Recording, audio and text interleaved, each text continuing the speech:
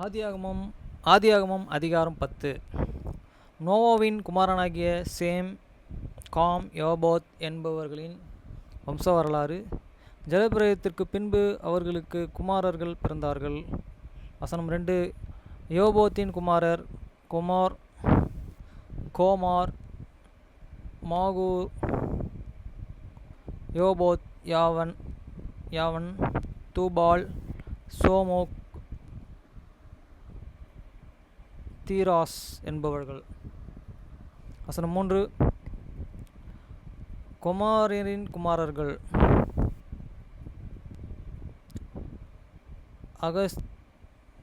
அஸ்கினாஸ்,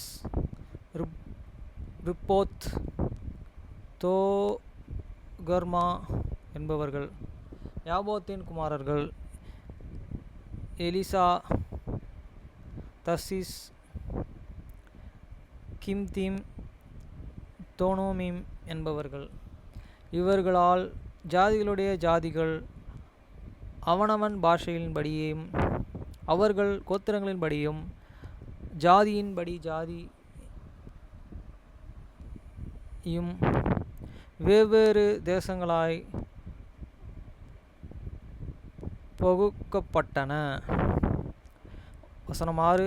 காமுடைய குமாரர்கள் குஷ், மிஸ்ராம், யூத், கானான் என்பவர்கள்.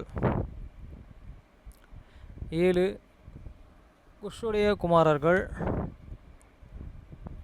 சேபா,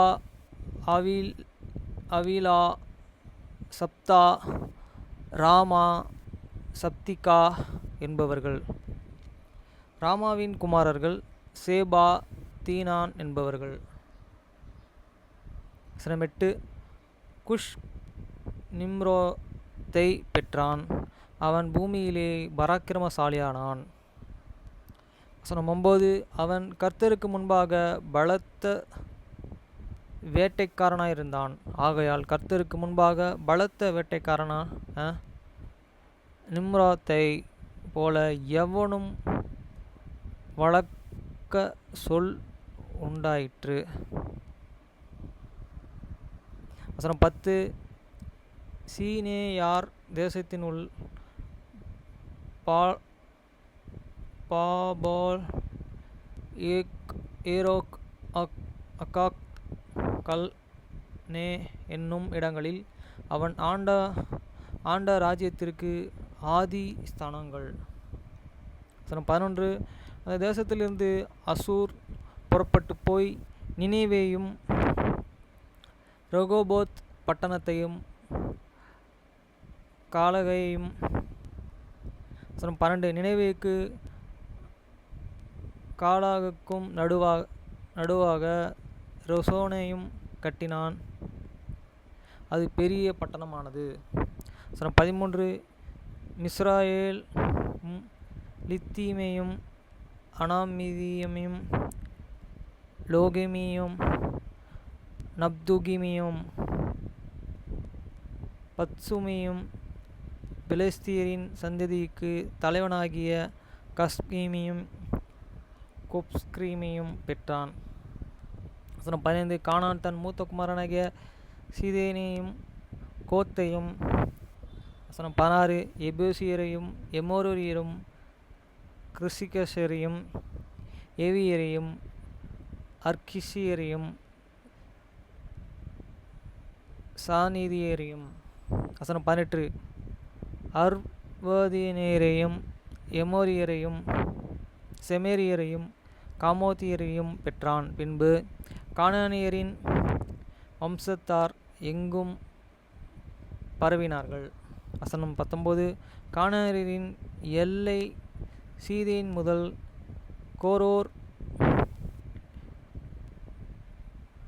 வழியாய் கசை மட்டுக்கும், அது முதல் சோதோம், குமோரா,